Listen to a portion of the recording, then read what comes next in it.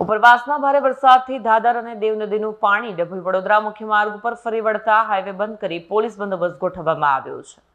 ઉપરવાસમાં ભારે વરસાદને કારણે દેવ અને ધાદર નદીનું પાણી ડભોઈ વડોદરા મુખ્ય માર્ગ ઉપર ફરી વળતા થુવાવી અને રાજલી ગામ નજીક હાઈવે પર વાહન વ્યવહાર બંધ કરવામાં આવ્યો છે। ધાદર નદીના પાણી 4 ગામોમાં ઘૂસી જતા લોકો મુશ્કેલીમાં મુકાયા છે।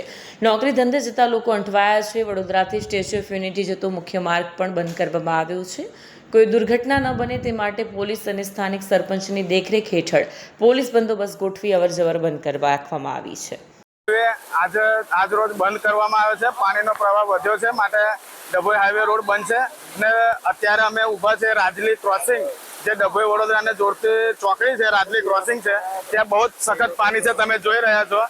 અને અમારી સાથે મોડી રાતથી તંત્ર, પોલીસ સ્ટેશન, ભીલાપુરના પોલીસ સ્ટેશન વાળા, ડભોઈ પોલીસ સ્ટેશનથી અને બીજા હોમગાર્ડના જવાનો પણ અમારી સાથે છે અને ગામના જાગૃત નાગરિકો જે ખરેખર જવાબદારી સમજે છે એ પણ અમારી સાથે છે કે ભાઈ આપણે જવું જોઈએ, કોઈને કોઈ અનબનાવ ના બને એના માટે લોકો અમારી સાથે આવીને ઊભા છે। કયો હાઈવે છે? આ Dabhoi Vadodara highway main road છે સાહેબ, કયા કરો?